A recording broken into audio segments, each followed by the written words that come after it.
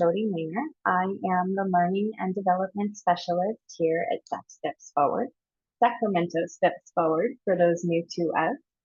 And today's training session is, of course, for our new CAS assessors. And we're going to cover two different sections. The first section will be, of course, our 101, which you can see on screen now. And we'll have a short break. In the second section will be CAS best practices. This is the first training session in our series, which wraps up mid-June. This is a required training for certification to be a CAS assessor. And of course, the other part of that is having access to HMIS. So with that, I wanted to remind you that we have visual bookmarks in our training materials. You'll see a little yellow bookmark, and that will help you to remember that part of the material will most likely show up on the certification quiz. I also wanted to remind you that our speakers today, Teresa Bible and Quinn Jones-Hilton, will be presenting, and eventually I will be quiet and they will take over shortly. Please feel free to use the chat as we begin. That chat will notify the panelists of any information you may want to share. If you have questions, we ask you to please use the Q&A function only, so that we can answer those specifically and they don't get lost in the chat. Additionally, we will have two Q&A sections, of course, after our 101, and then again after our best practices. With that, I think we're almost ready to talk about what we're getting into with the first section. This morning, we're going to understand the role, the code of ethics and responsibilities for you as our CAS assessor. We'll also learn some basics about the COC homeless response system here in Sacramento, and of course, learn how to navigate some processes, tools, and resources at the end of our training. And Teresa Bible gets to start us first with understanding the coordinated access system. Thank you, Teresa. Thank you, Jody. Good morning to everybody. So happy to be here today with you to start off our session on the CAS system. So Jody, can you give us the next slide?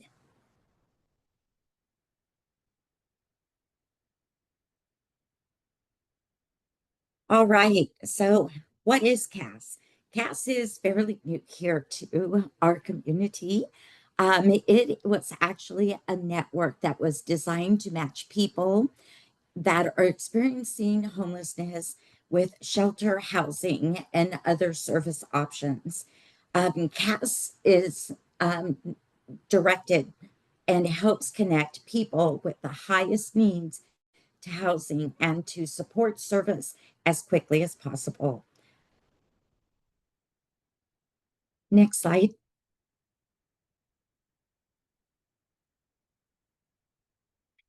So how does CAS work? So CAS is basically a triage and crisis assessment. When clients call in to 211 or they are working with a service provider, our goal of CAS is to do that triage and crisis assessment to find out exactly where the client is at and how we can better serve their needs.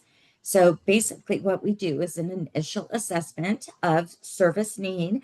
And once we find out what those needs are, we are able to get them connected to crisis resources.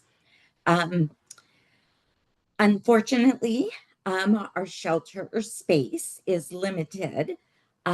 We have more people who are in need of shelter than we have open beds. So it's difficult always to be able to provide immediate shelter to clients. And so sometimes there is a wait time that they have to experience.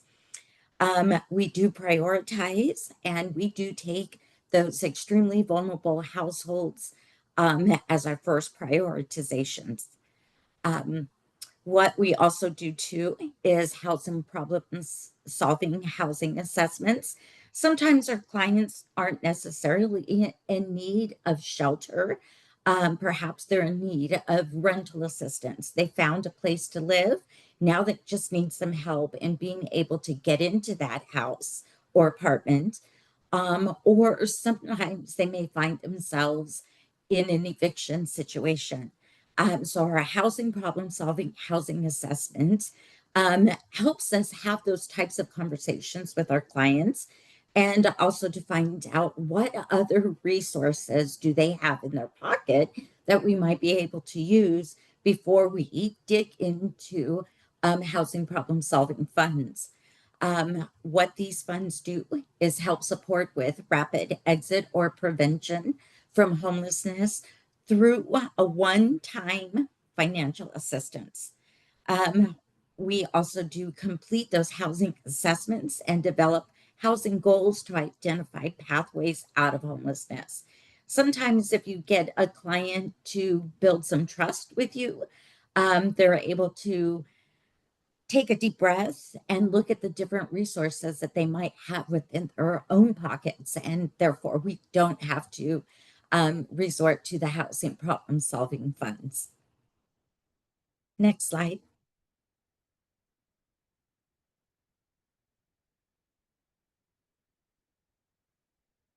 So, how would you, as a service provider or a client, access these CAS resources?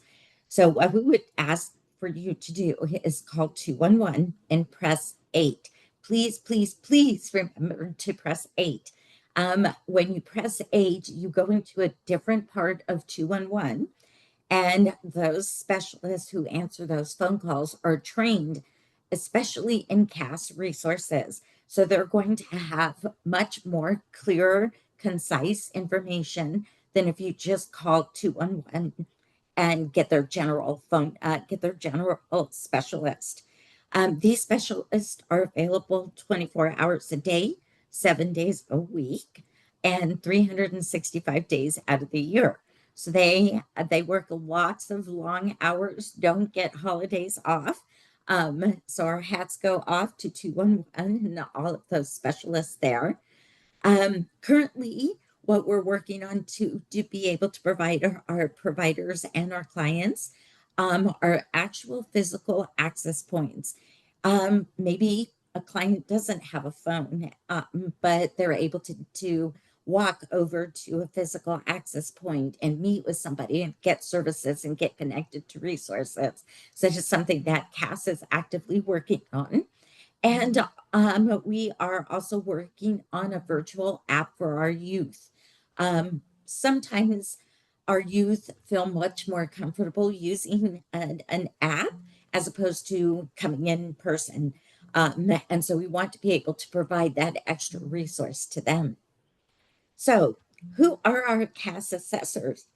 It is people like you who are joining our training today. This is staff that is trained by Sacramento Steps Forward to administer all of the different assessments that we offer through HMIS. And currently, there is about 600 active CAS assessors in Sacramento County, which we're proud, and we're super proud to be able to invite um, all of the people who have joined today and to grow our CAS assessor team. So you do have to attend these trainings and pass an annual certification to be considered a current CAS assessor. And what you would be doing is you are supporting clients through your agency activities, providing outreach, directions into shelter, and also providing drop-in services if that's what your agency does. Next slide. So we're going to talk about your responsibilities as a CAS assessor. This is a really important job And we want all of us to be doing it in a standardized way. And that's why we have put these trainings together. We want you to feel committed. We want you to feel comfortable. And we want you to be able to provide a good service to the clients that come to you.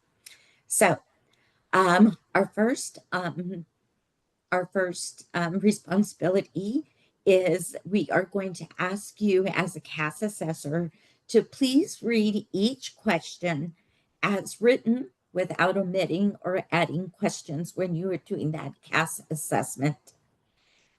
Assessments must be conducted in a confidential setting.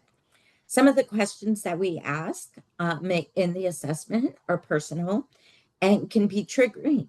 And it's important for us to be sure that our clients feel safe and feel that this is a conversation between you and them. Answers must not be intentionally changed to alter the client's score.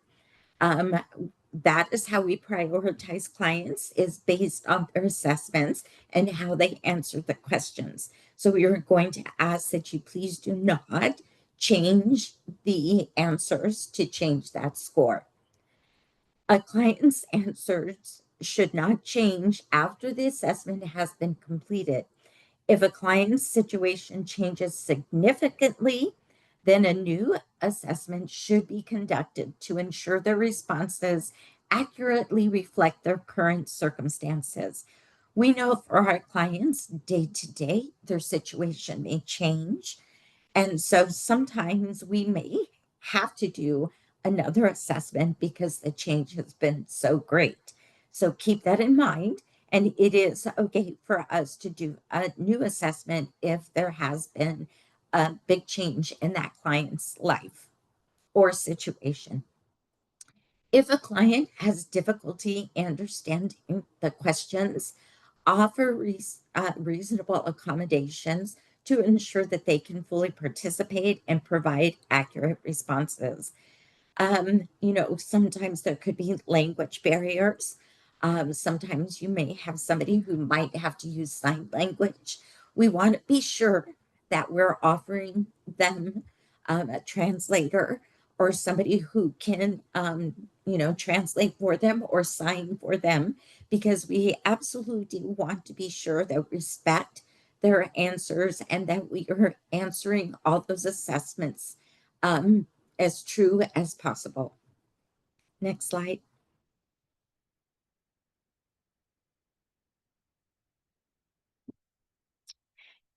Assessment scores should not be shared with the client. Rather, you should explain the purpose of the assessment and how it informs the housing plan. So, a lot of times we feel like we want to share things with our clients, but the scores don't really mean that much to the client. The scores mean much more to us and shelter placement or where they fall on a housing list. So, while it seems like you want to share that kind of information with the client, just remember that it doesn't really benefit them, and we don't want to get their hopes up too high. And just as a quick reminder, I'm seeing up here in our left hand corner the little yellow tab.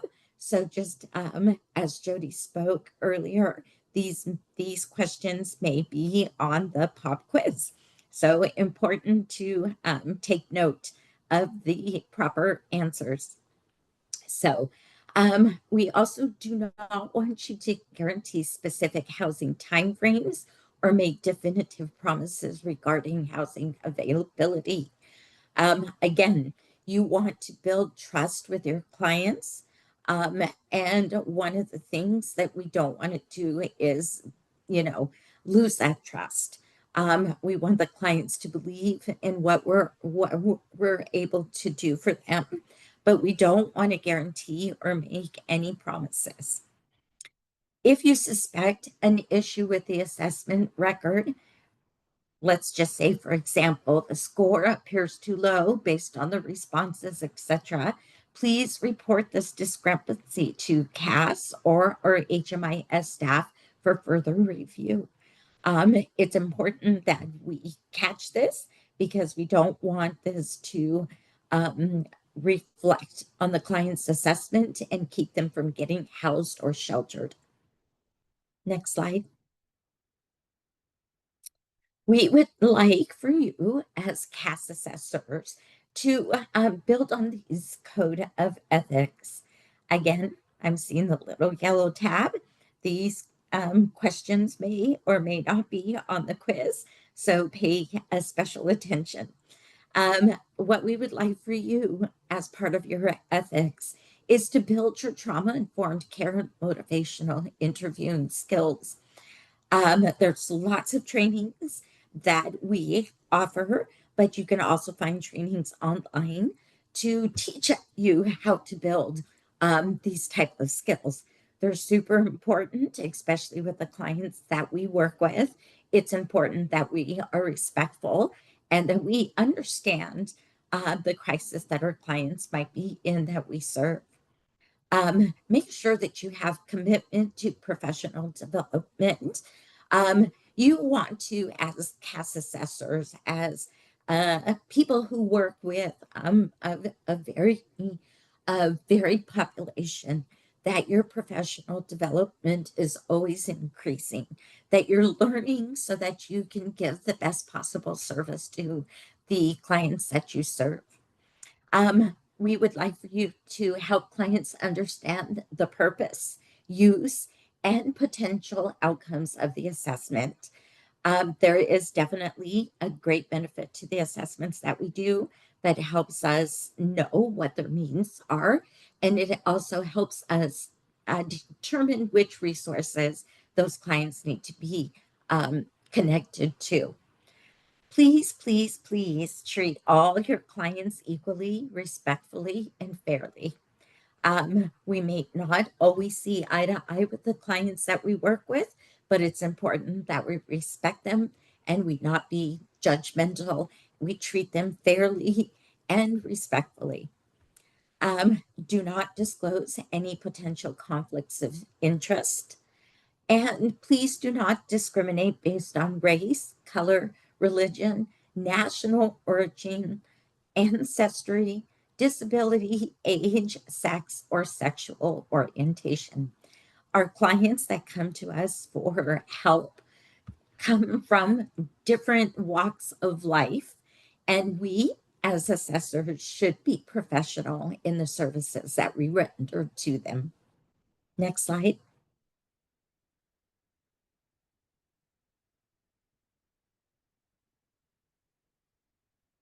So, practice cultural humility.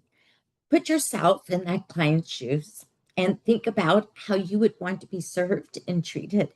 I have found that to be best practice for myself, and I have found that it goes a long way in the service that we provide our clients. Report any observed unethical behavior or policy violations. We definitely want to be sure, again, that we're being respectful of our clients and the needs that we are offering resources to. Uphold the highest standards of professional conduct in your CAS assessor role. So important for the client to respect us and for us to be able to provide knowledgeable and concise information to our clients. Do not condition the administration of CAS assessments in ways that do not align with CAS policies and procedures. Uphold and protect client rights related to privacy and confidentiality. And remember, you are responsible for developing an individualized housing focused support plan, which we call an ISP, after completing a housing assessment with any client. We want to note that you took the assessment, the information from the assessment, and you're creating a plan to help solve this client's crisis or situation that they might be in currently. Next slide. Please adhere to emergency procedures for client safety and crisis intervention. If a client is identified as an extremely vulnerable household, EVH, escalate their case appropriately to ensure immediate support in navigating crisis and housing resources. Do not use the HMIS system to defraud or attempt to defraud federal, state, or local governments, individual entities, or to engage in any illegal activities. Your HMIS, pardon me, activities will be subject to regular monitoring, and that it may be required to undergo site-based monitoring. We do have HMIS staff that do check our work. So please always be accurate and truthful in the assessments with your clients and also the way that they answer.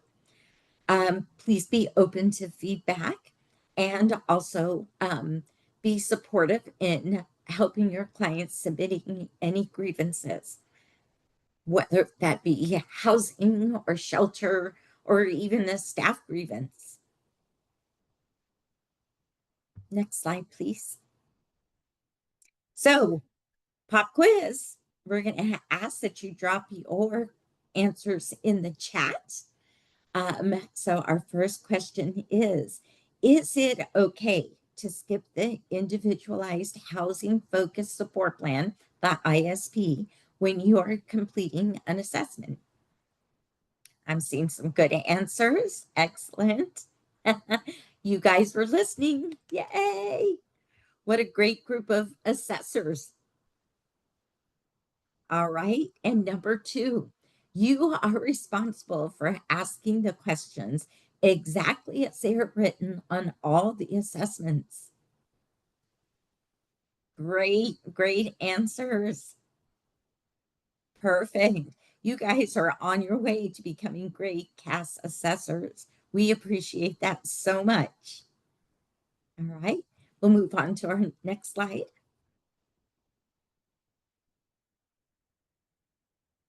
So now we're going to talk about some of the resources that you as providers or CAS assessors are able to reach out to. So next slide. All right. So as a CAS resources, these are some of the things that we have in our hat to be able to help our clients that are reaching out to us.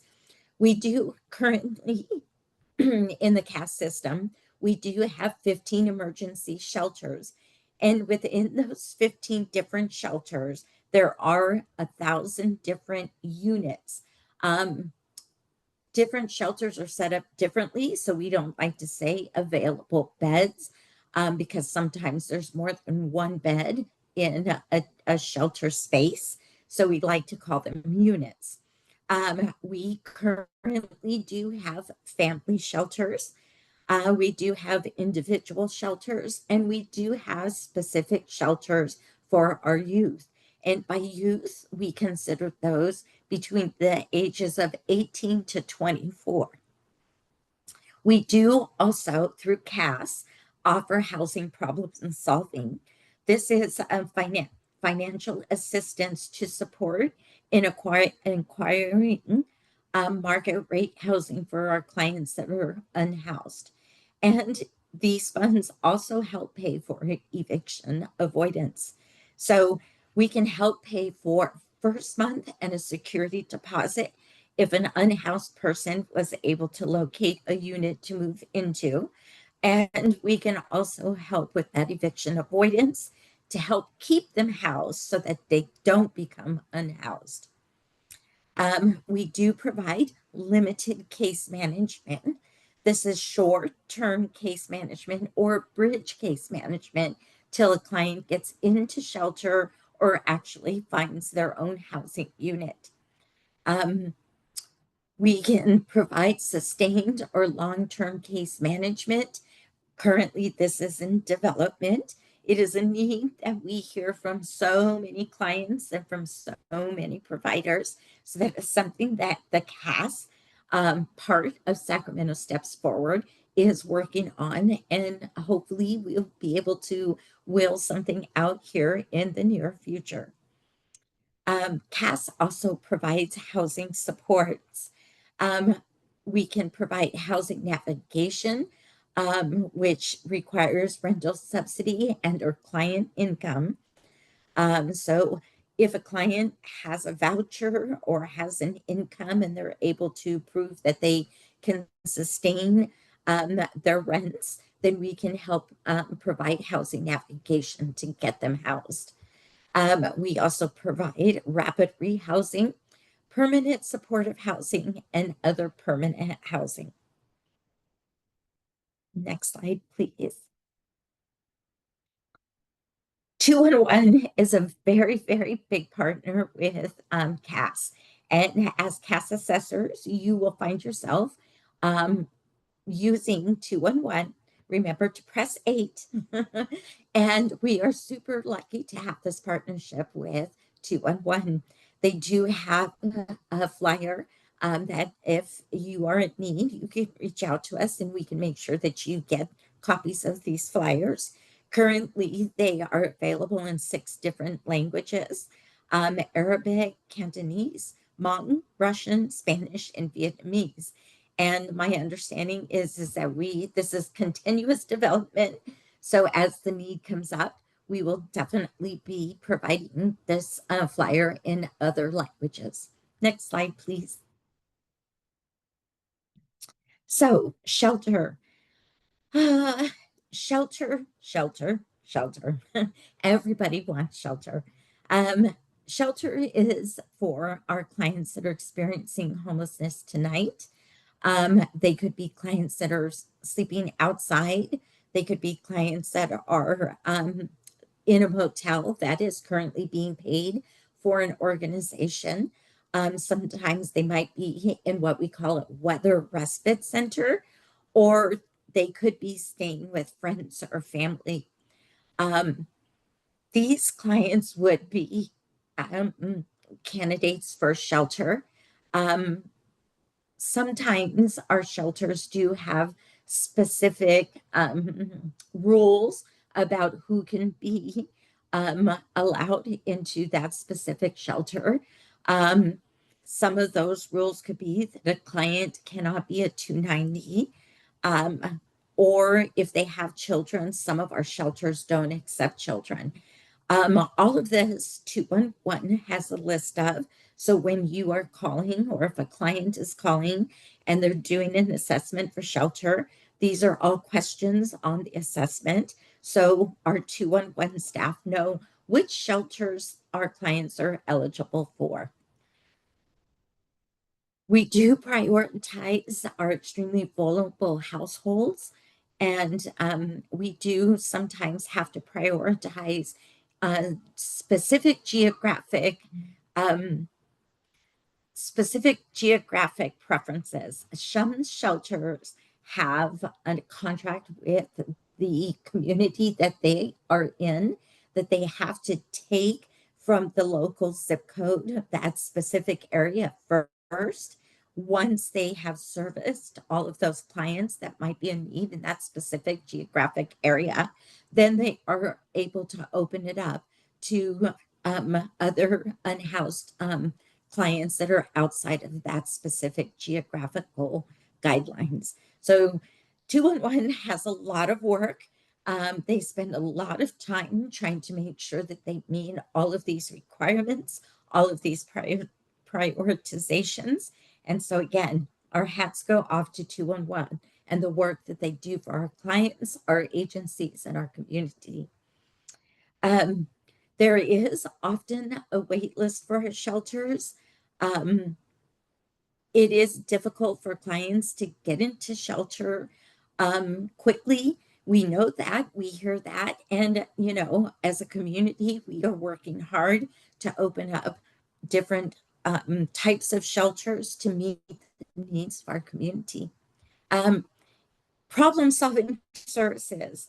If your client is at risk or currently experiencing homelessness or fleeing or attempting to flee a violent situation, um, they can request those problem-solving funds.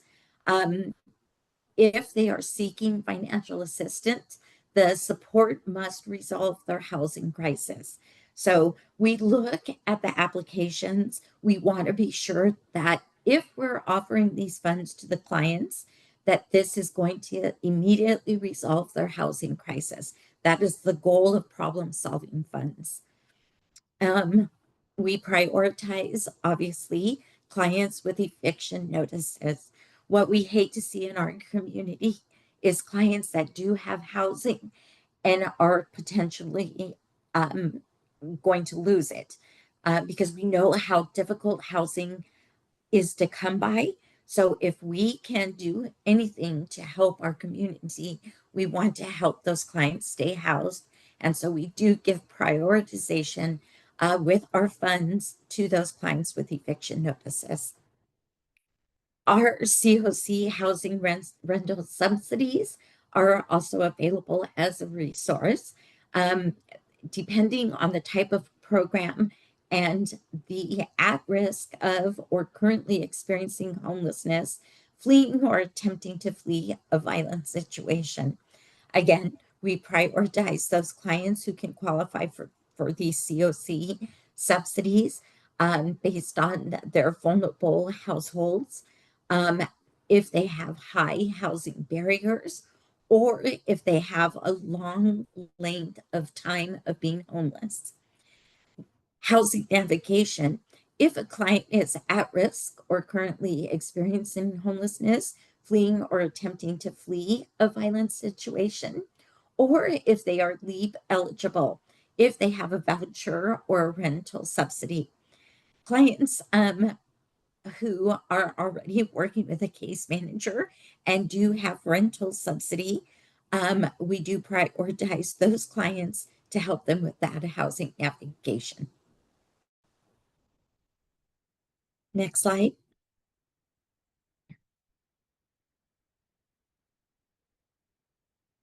So what does it look like when you or a client start the process of accessing resources through the CAS system?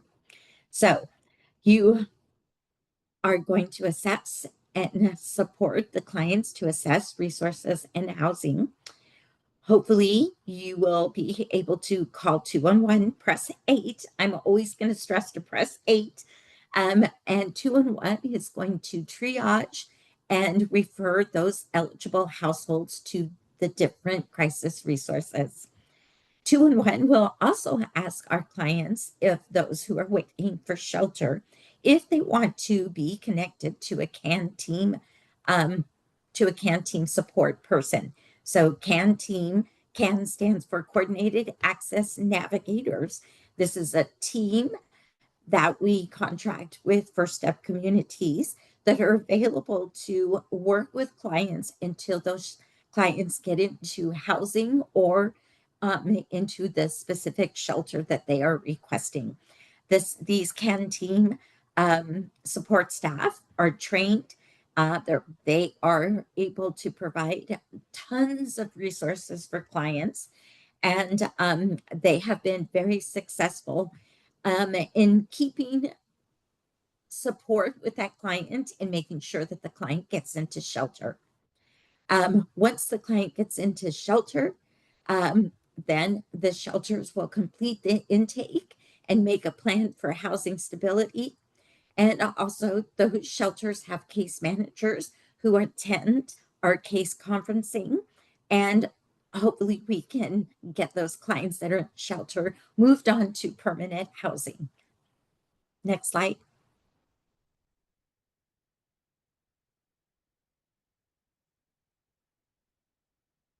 Ooh, so processes and tools.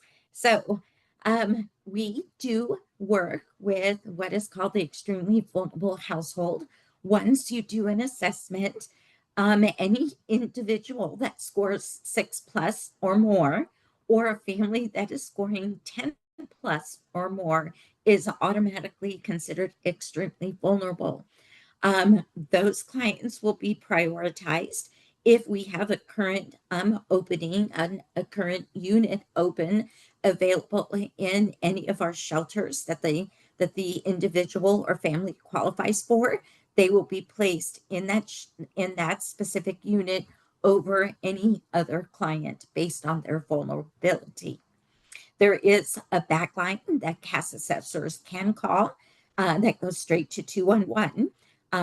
If after you do an assessment and your client scores high and you feel that they are extremely vulnerable, you can reach out to that backline, and 211 would work with you to get those clients into shelter as soon as possible. Next slide, because I know we're running out of time. Sorry, I'm a talker. um, what happens when you call that backline is the 211 staff will review the client's eligibility. Referral can be made.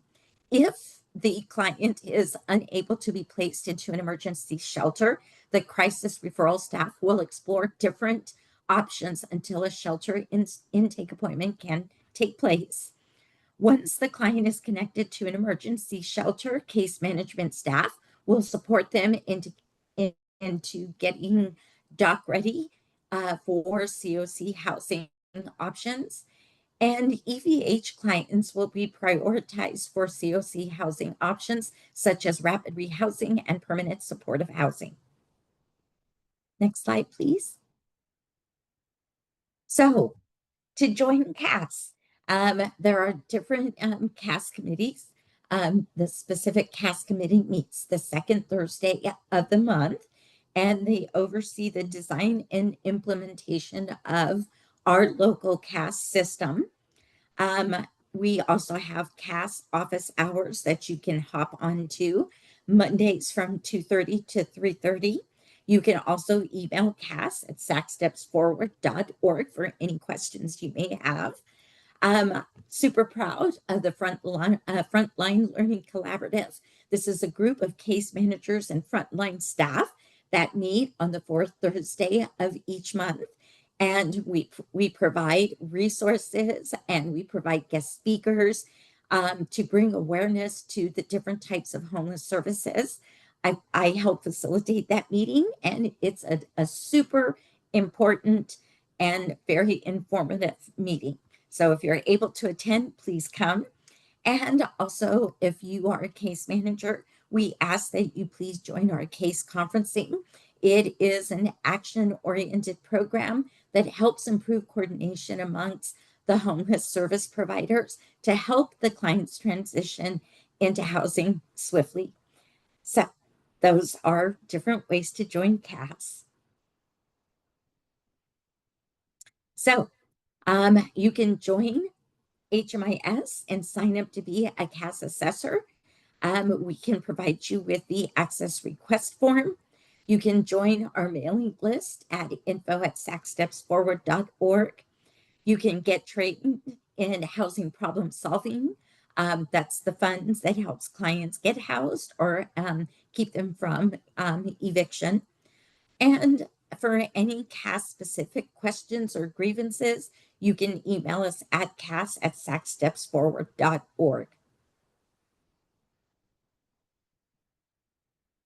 Whew, that was a lot to listen to, a lot to absorb. But if you have any questions, please let us know. Teresa, thank you so much for all of that incredible information. I am going to just kind of open up the Q&A here and see if we have any questions to be answered live.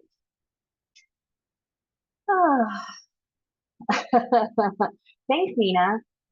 We always love a good typo in our presentation material. We'll make sure to drop the accurate email in there as well. Alicia, already have HMIS access, but I'm trying to find out how to go about getting the CAS on there. Quinn, are you with us? And is that something that you can answer? Yes, I'm here. What was the question again? I'm sorry. I was answering Don't questions. worry. Yeah, thank you. Alicia, and I hope I'm pronouncing correctly, already has HMI access, but is trying to find out how to get CAS in the CAS agency in her HMIS. Right. So, we have this training series, and so this being the first one, you will have to attend the training series. Then, when the training series is done, you will receive this email, which will have a link to the CAS Assessor form, which that will also have a link to the CAS Assessor user agreement. And then you'll also receive another email after you complete that and after you sign that to the CAS Assessor quiz, which you will have to pass. And then once you pass the CAS Assessor quiz, HMIS will send you an email saying that you've been granted access, and so you should have access after completing the quiz within 72 hours. Thanks, Quinn. I know a few people had that question. We always have that question, so I appreciate you answering. And as per usual, Zoom likes to throw me a little curveball. So are you able to see any more questions in the Q&A box? Yeah, for Great, thank you. Sarah Stoper, she asked what resources are available for veterans. There's is Nations First, which is a really great organization that leads the way for in our community, especially for veterans. I mean, they have their own, basically like their own PSAPs, their own rapid rehousing, and they also help out with this other supportive services for veterans. There is also Insight Housing.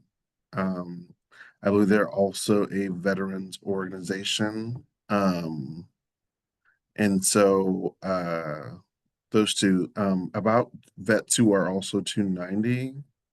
Um, I would not know those two specifically, but I mean, I'm sure if you reach out to Nations First or Inside Housing, they should be able to um, find someone who can help out with those two categories of being a vet and 290.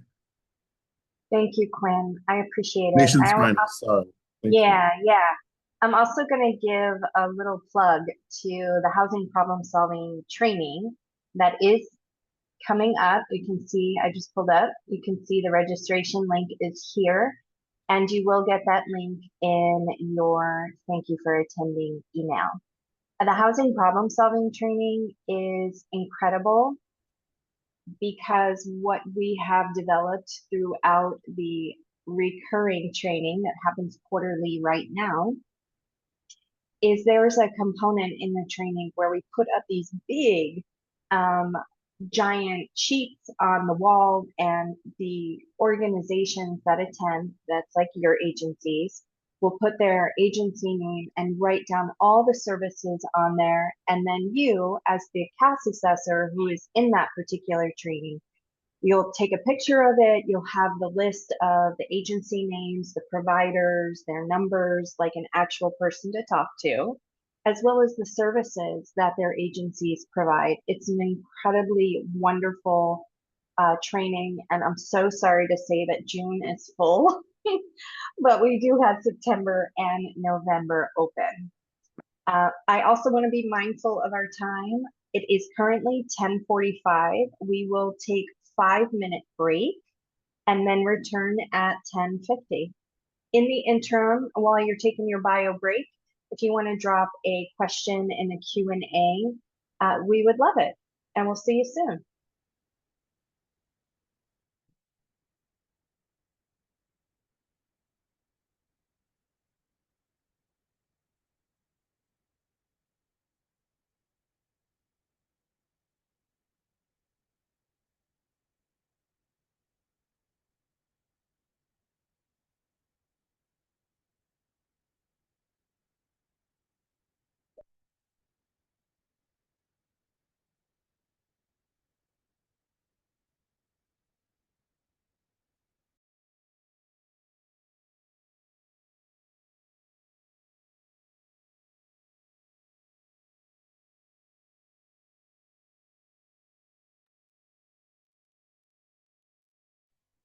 Welcome back.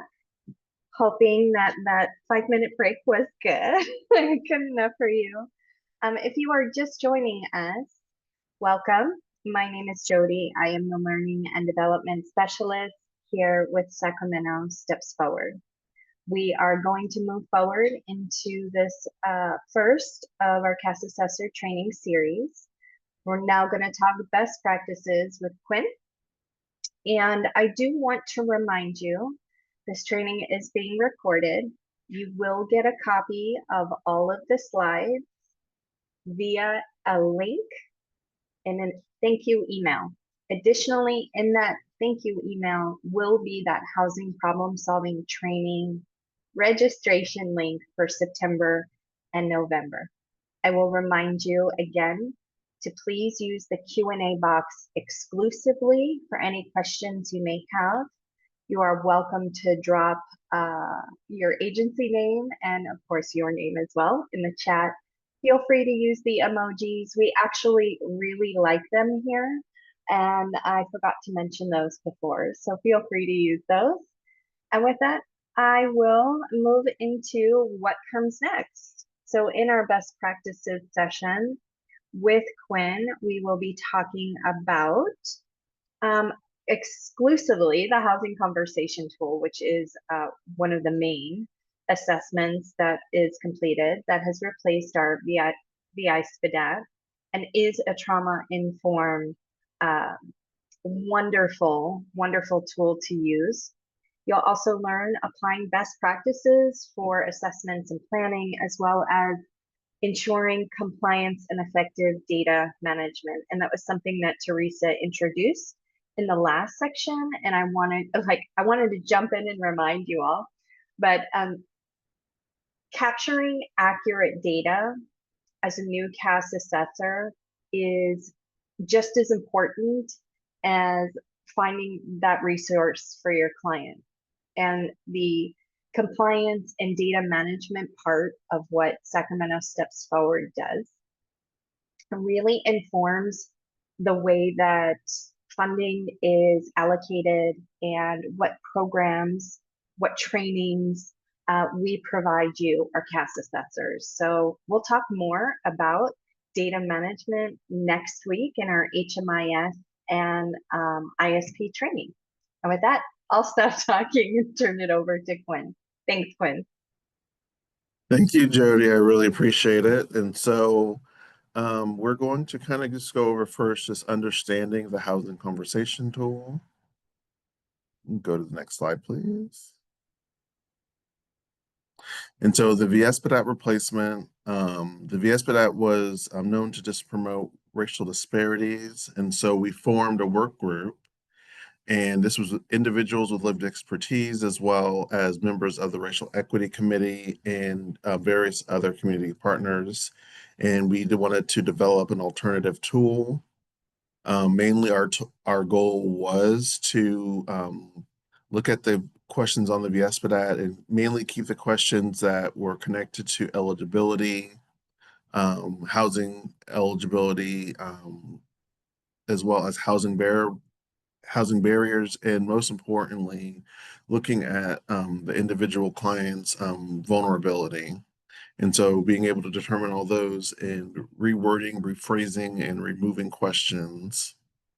And so the HCC is not designed to kind of understand holistically what's going on with it, with the client. It's really used for triaging and understanding the most urgent cases and being able to provide a blueprint for intervention into this housing crisis to develop an individualized support plan. And then the change provided us with an opportunity to align resource prioritizations and reset and standardize the CAS assessor expectations and best practices. Next slide, please. Thank you. So benefits of the housing conversation tool is one, it is a single tool, as with some of the shelter surveys, as well as the VSPDAT. There was one for families, there was one for TAY, there was one for adults only. Now there is just one housing conversation tool, and that within the conversation tool, you can indicate what type of household type this is. As well as this provides us the opportunity to provide it more broadly, not just for clients who are literally homeless, but also clients who are at risk of homelessness. Fewer questions and rewording questions to have a more trauma-informed phrasing. We designed it with a human-centered and racial equity focused. And then, as I kind of mentioned earlier, we developed this tool with persons with lived expertise and with broad feedback from the community. We had 3 community input sessions as well during the work to gain feedback on the actual assessment tool. And then this assessment is only available under the CAS Assessor agency. And so I'll let the HMIS team kind of go into more detail on that, how to actually access it, but it is no longer available under the global assessments. Next slide, please. So CAS assessment best practices, we have the best practice guide. And so this is just a comprehensive manual and best practice guide for CAS assessors and how to use the housing conversation tool.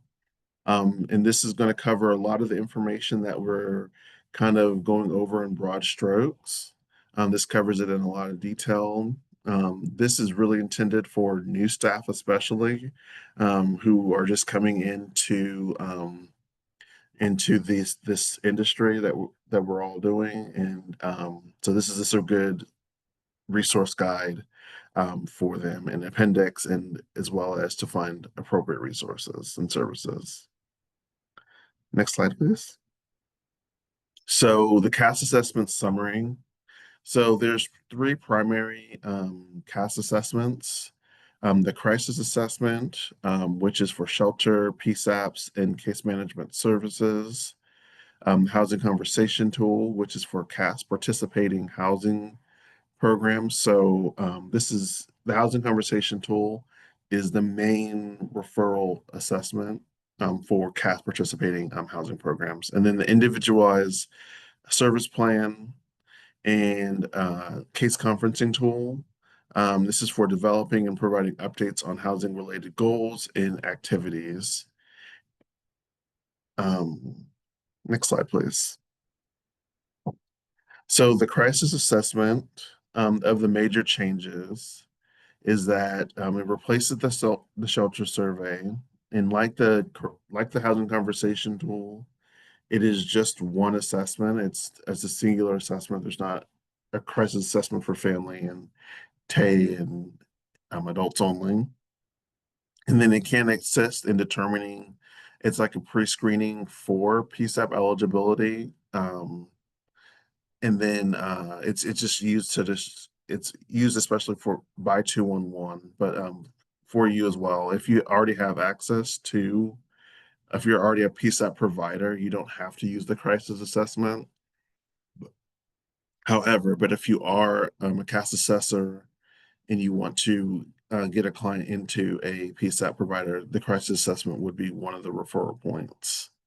It is also the crisis assessment is usable with at-risk in-house and households experiencing homelessness, as there's other crisis assessment crisis resources for at-risk folks. And then the responses cascade into the HCT, and so a lot of the questions will from the HCT and crisis assessment now that they kind of reflect each other.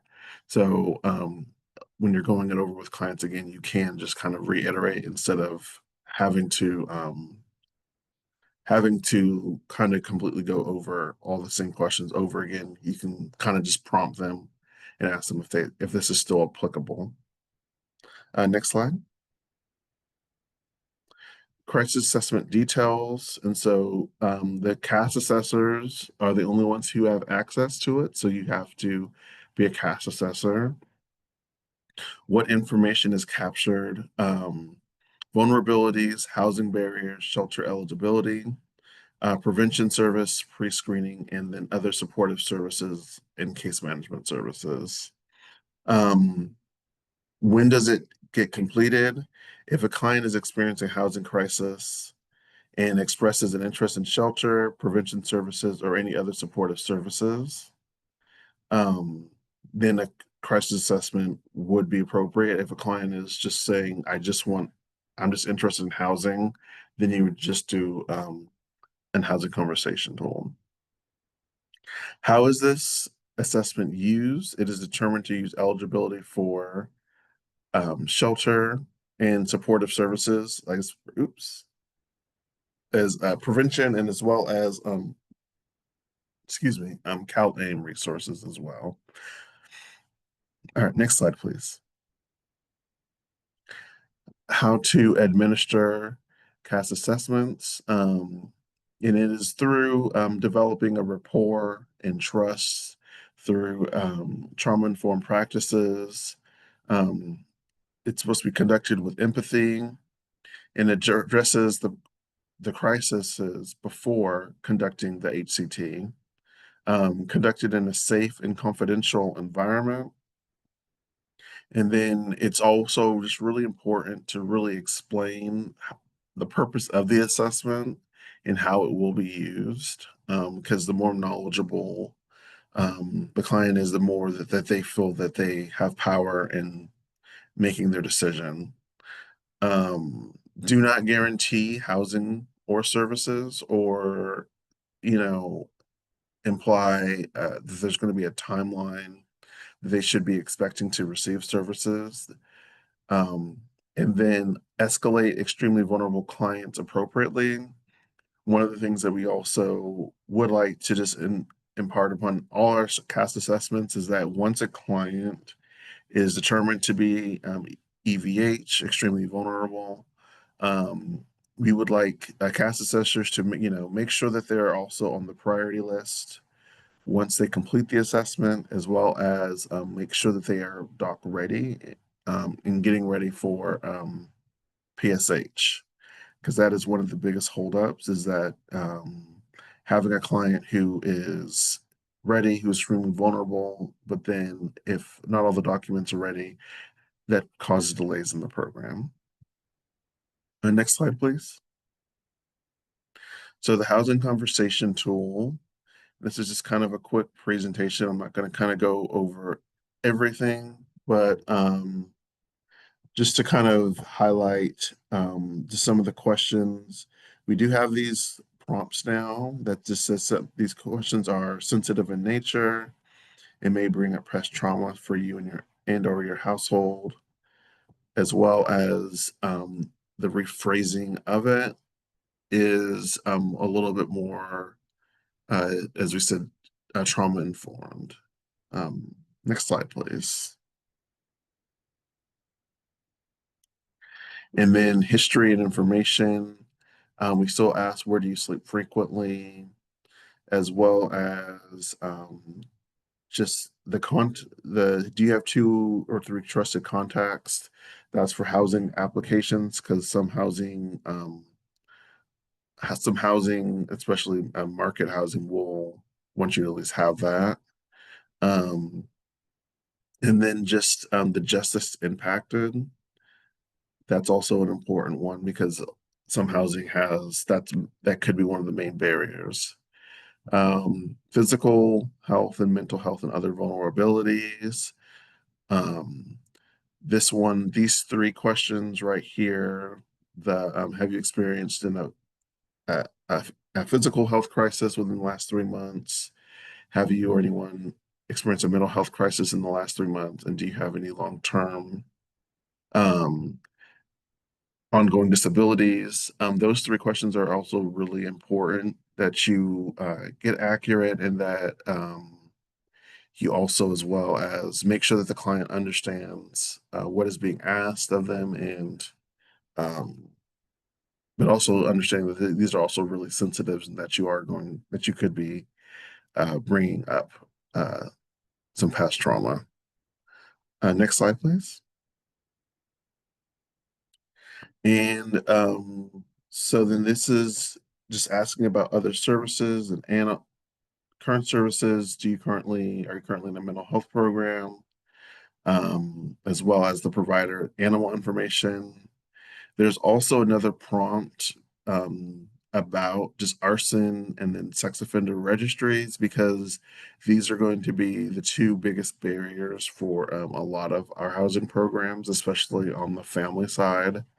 Um, and so just making sure that you get the most accurate information as possible on those questions, as well as understanding that you are going to be potentially re-traumatizing a person or bringing up something difficult. Um, but then also for information on animals, some housing programs will accept service animals or emotional support animals, and they will also want to have some type of documentation. And that can be one of the things that you can set up as a goal for your ISP, is just getting those documents for the animals. Next slide, please. And so these are just a bunch of services that your client may need. This first group is really dealing with some of the more CAS specific, the PSAPs, the rental subsidy, case management, mental health. Um, and then for this one, needed, desired rental subsidy, right here is, it's good to have the client understand if it's permanent or if it's intermediate.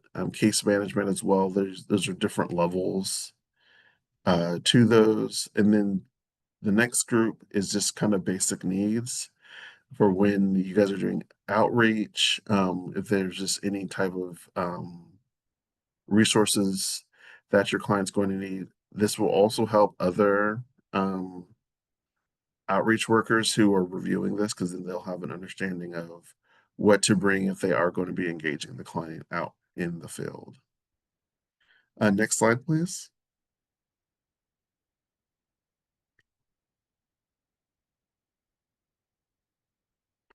Alrighty, pop quiz. CAS assessors should not explain how CAS assessments or CAS works. It's better if the client doesn't understand how complicated the system is.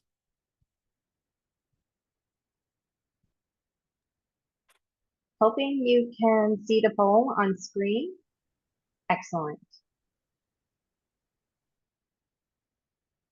Alrighty, I see a couple of falses coming in.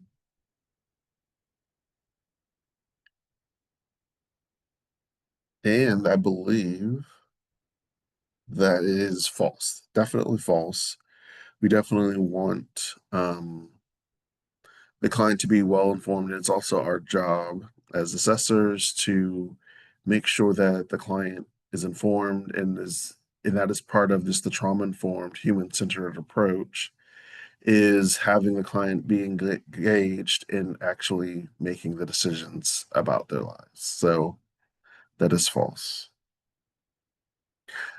The next question, as a CAS assessor, it is permissible to change the client's assessment answers so you can get your client housed quicker.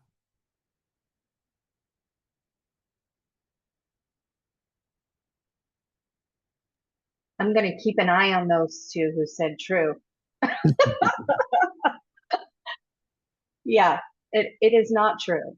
It is definitely false. We Yes, do it is not, true. False. I mean, I'm sorry. right. We do not change clients' assessments to get clients housed quicker. Teresa mentioned that is earlier in the presentation. That's actually considered fraud. Please don't do that. Thank you.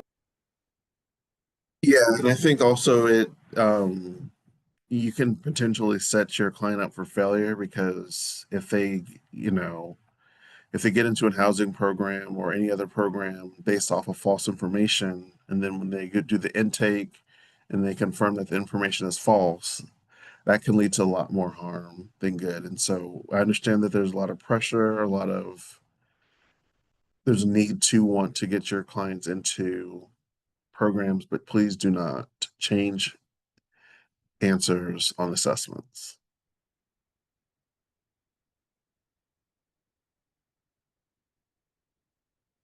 Thank you, thank you. Next slide, please. So the CAS Assessor user agreement. So whoever wants to be a CAS Assessor, they must sign and return this. We have this available online, and so you'll get the email afterwards. But this outlines just what are the expected responsibilities and what are the code of ethics of a CAS Assessor. And we would like, to initial and read each carefully. This covers all the assessments, the HCT, the housing conversation tool, and the individualized service plan, as well as the case conferencing tool. And so it's really important that that you guys all sign this and return it. Next slide, please. Okay. So from that, are there any questions? I am going to open up the Q&A and let's see. It appears that we do not have any questions at the moment. I think Teresa and you as well, Quinn, have done a really great job clearing them out. We do have a little more time to just kind of hang around and answer any additional questions that come through. How do we prevent, oh, this is a good one. Oh, thank you, Tiffany. How do we prevent re-victimizing a client who is dealing with domestic violence? Last week, we took a gentleman to shelter and his victim was there and nothing in the notes. Oh my goodness, Tiffany, I'm so sorry. Quinn, this is all you. Yeah. So I think, well, I mean, one of the important things is just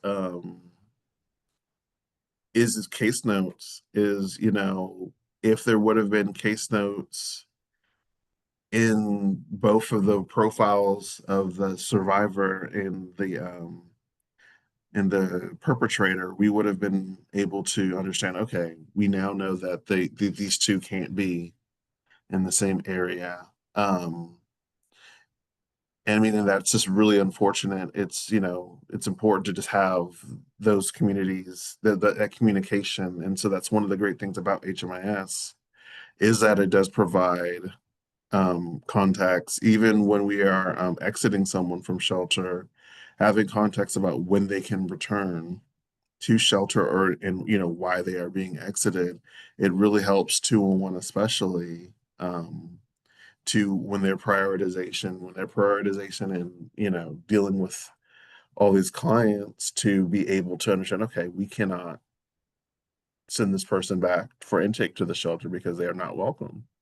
And it just helps the whole system out. And so communication, but I think understanding that, sometimes you can't always avoid re-victimizing, but what we can do is provide the training and provide the tools to really assist in helping you guide your client to wherever to the next step in their journey. And I think that, yeah, sorry, that's a really hard one to deal It with. is a hard one. Yeah, for sure.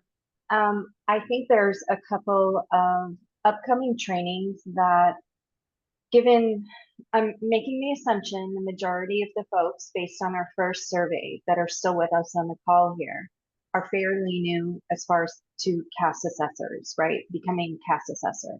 Part of being a CAS assessor within the Sacramento COC, and specifically with SSF is all the trainings that we deliver. It is one of our core services to help you expand capacity and knowledge. And this situation, I think, is a great, I mean, it's a horrible situation, but it's a learning tool because we do have on our YouTube channel as well as our training page resources and a specific DV training.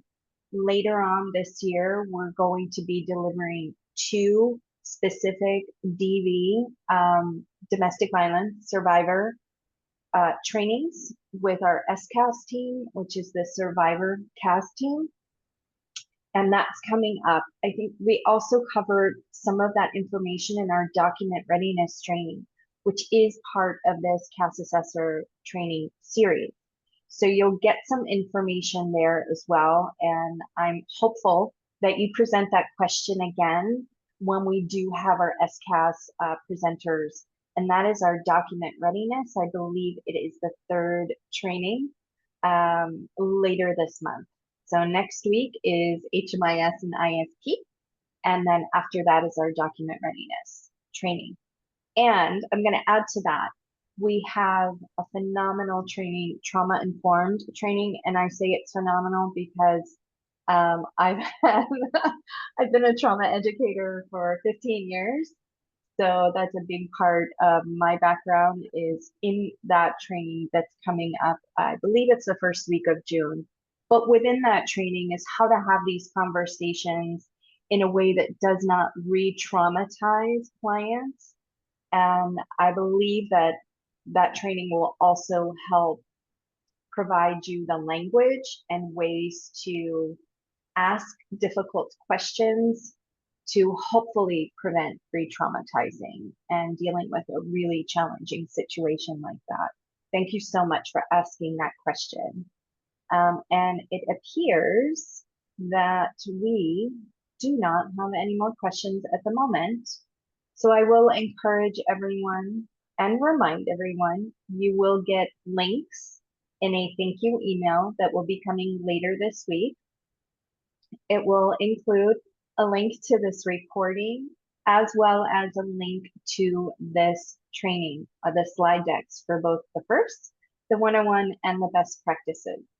If you are a new CAS assessor, I will remind you each training is required. The last one is June 17th of grievance and complaints.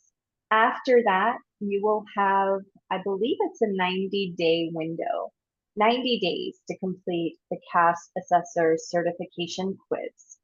This is an all automated process.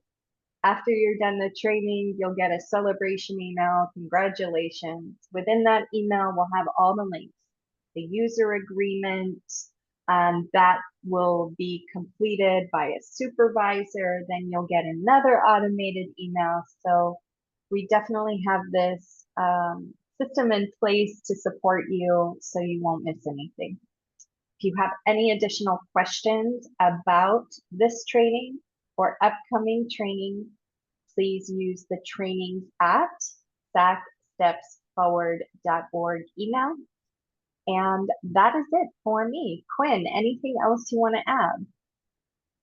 Yeah, there was one kind of question about HMIS access for, I think it was Carrie. So just depending on your access, like if you're, I don't know if it actually expires. I think it just during your time with the organization, if you leave an organization, if you leave an organization that had a HMIS access, HMIS will just confirm it. You have to have your new direct supervisor email, submit a form, and to request your access be restored. But you would have to request the form on our website. I can find that really quick. Yeah, thank you. We'll get all the HMIS goodness next week with Kai. He's wonderful, very, very informative with HMIS. And next week, again, is same time, Tuesday, 10 a.m. Please be sure to register in advance so that you'll get the reminders and all the follow-up materials that come with it. Teresa, if you're still with us, thank you so much for sharing your expertise. Quinn, thank you so much for sharing your expertise. And I look forward to seeing you all, wonderful CAS assessors, next week. Thank you for all that you do. And please know that you are so valued in this work and so very much appreciated. Wishing you a wonderful week. See you next time. Yeah.